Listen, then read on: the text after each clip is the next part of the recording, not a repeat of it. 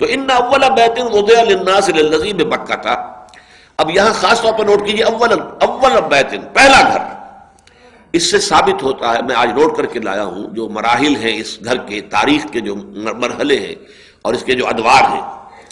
تعمیر اول اس گھر کی حضرت آدم علیہ السلام نے کی. ظاہر بات ہے کیسے ممکن ہے، وہ اللہ کے نبی تھے، اور اللہ کا نبی ہو اور اپنے اللہ کی بندگی اور عبادت کے لیے وہ کوئی گھر نہ بنائے، کوئی جگہ نہ بنائے، کوئی معین نہ کرے. تو پہلی تعمیر ہوئی ہے حضرت آدم کے ہاتھوں، اور یہ کہ وہ طوفان نوح تک وہ تعمیر برقرار رہی. طوفان نوح کے وقت جو ہے وہ مسمار ہو گیا، بہہ گیا، سارا جو بھی اس کا اوپر کا میٹیریل ہے وہ بہہ گیا. صرف یہ کہ وہ جو بنیادیں زمین کے اندر تھی، زیر زمین، وہ باقی رہ گئی. ظاہر بات ہے سیلاب میں وہ تو نہیں ختم ہوتی، اوپر کی عمارت جو تعمیر تھی وہ ساری بہہ گئی. تو پھر تعمیر ثانی جو کی ہے وہ ان بنیادوں پر حضرت ابراہیم اور اسماعیل نے دوبارہ اٹھایا ہے. چنانچہ بہت معنی خیز ہے جو ہم سورہ بقرہ میں پڑھ چکے ہیں الفاظ، کہ جب وہ اذ یرفع ابراہیم القواعد من البیت و اسماعیل، جبکہ ابراہیم اور اسماعیل ہمارے گھر کی بنیادوں کو اٹھا رہے تھے. قواعد من البیت، قواعد تو موجود تھے لیکن اس کے اندر اب تعمیر اوپر کر رہے تھے، تو گویا کہ قواعد جو ہے اس کی جو فاؤنڈیشنز ہیں وہ پہلے سے موجود تھی. یہی سورہ حج میں آیا، اذ بوأنا لابراہیم مکان البیت، جبکہ ہم نے معین کر دیا، ابراہیم کو بتا دیا کہ یہ ہے وہ جگہ، دیکھو یہاں پر وہ بنیادیں موجود ہیں، اس کے اوپر ہمارے گھر کی تعمیر کرو. تو یہ یعنی یوں سمجھیے کہ معمار ثانی جو ہے کعبے کے وہ حضرت ابراہیم علیہ الصلوۃ والسلام. اس کے بعد پھر یہ درمیان میں کسی اور حادثے سے یہ گھر مسمار ہو گیا،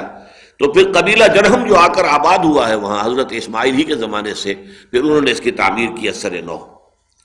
پھر اس کے بعد یہ کہ حضور صلی اللہ علیہ وسلم کا جب بالکل ابتدائی دور ہے زندگی کا، اوائل عمر میں یہ پھر گر گیا تھا، تو اس زمانے میں قریش نے پھر اس کی تعمیر کی ہے. لیکن یہ کہ ان کے پاس سامان تعمیر قدرے کم تھا،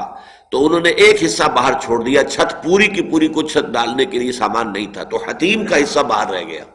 یہ حتیم جو اب بھی ہے، جو اب آپ جاتے ہیں، جو بھی گئے ہیں عمرے یا حج کے لیے، تو ایک دیوار سی بنی ہوئی ہے، وہ یہ ہے کہ وہ علامت ہے اس کی کہ یہ حصہ بھی یہ در حقیقت بیت اللہ کا حصہ تھا، لیکن اس میں ان کے پاس چونکہ سامان کم تھا. اسی طرح دروازے دو ہوتے تھے، ایک داخل ہونے کا اور ایک نکلنے کا.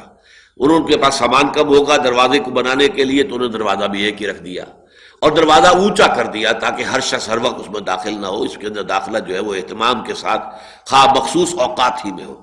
تو یہ کیفیت اس گھر کی تھی حضور کے زمانے میں صلی اللہ علیہ وسلم.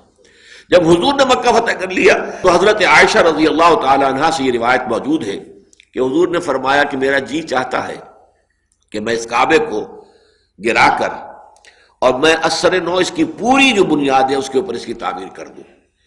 لیکن مجھے اندیشہ ہے ابھی تیری قوم کہا، یعنی قریش، حضرت، حالانکہ وہ حضور کی بھی قوم تھی، حضرت عائشہ کی بھی قوم تھی، لیکن یہ جو آپس میں ایک محبت بھرا انداز ہے کہ شوہر بیوی سے کہ تیری قوم، کہ تیری قوم کا مجھے اندیشہ ہے کہ وہ ابھی ایمان لائی ہے، نو مسلم ہیں، ابھی وہ لوگ فتح مکہ کے بعد ایمان لائے تھے، تو کہیں ان کی کوئی یعنی ان کے اندر اس کی وجہ سے کوئی ایسی کیفیت پیدا نہ ہو جائے کہ وہ الجھ پڑے اور وہ خام خواہ جو ہے مشتعل ہو جائیں کہ انہوں نے یہ کعبے کو گرانے کا مسئلہ کر دیا ہے. اس لیے کہ کعبے کو گرانا، تعمیر تو اثر نو ہوگی، تو گفت رومی ہر بنائے کونا کعباداں کنند، تو نہ دانی اولاں تعمیر را ویراں کنند. نئی تعمیر کے لیے ایک دفعہ تو گرانا پڑے گا، تو یہ گرانا جو ہے کہیں ایسا نہ ہو کہ ان کے احساسات کے لیے ناقابل برداشت ہو جائے. لیکن اس کے بعد پھر جب حضرت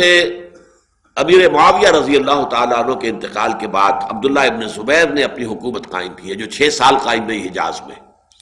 تو عبداللہ ابن زبیر نے رضی اللہ تعالیٰ عنہ، حضرت عائشہ چونکہ ان کی خالہ ہیں، تو خالہ سے جو روایت آئی ہوئی تھی اس کے پیش نظر انہوں نے گرایا بیت اللہ کو اور پوری عمارت کے اوپر، پوری بنیاد کے اوپر عمارت کھڑی کر دی. لیکن بنو امیہ تھے ان کے دشمن. جب حضرت عبداللہ ابن زبیر جو ہے وہ شہید کر دیے گئے اور ان کی حکومت جو تھی 6 سالہ حکومت ختم ہو گئی، تو پھر حجاج ابن یوسف نے پھر ان کے بنائے ہوئے گھر کو پھر گرایا اور پھر وہاں پر اثر نو وہی کہ جو قریش کا تھا حضور کے زمانے میں، جس بنیاد پر اور جو پر تعمیر آج تک موجود ہے، اس کو قائم کر دیا. اس کے بعد جو ہے بعض لوگوں نے چاہا کہ پھر اس کو گرا کر پھر مکمل اپنی اصل بنیاد پر تعمیر کریں، لیکن حضرت امام مالک ابن انس رضی اللہ تعالی عنہ، جنہیں ہم کہتے ہیں امام دار الہجرہ، انہوں نے فتویٰ دیا کہ یہ بار بار کا گرانا بنانا ٹھیک نہیں ہے، اب جہاں ہے وہ ٹھیک اسی طرح پر رہنے دیا جائے۔ وہ دن اور آج کا دن بالکل اسی بنیاد پر اسی تعبیر کے ساتھ خانہ کعبہ موجود ہے۔ بلکہ اس کے بعد تو آپ کو معلوم ہے کہ کوئی بہت سے حوادث اس پر آئے ہیں، لیکن اللہ تعالیٰ نے تاحال اس گھر کو بچایا ہوا ہے۔ هي الحلقات تحفظني بآيات من القرآن، هي الحلقات تملأني بحب المصطفى العدنان، هي الحلقات تحفظني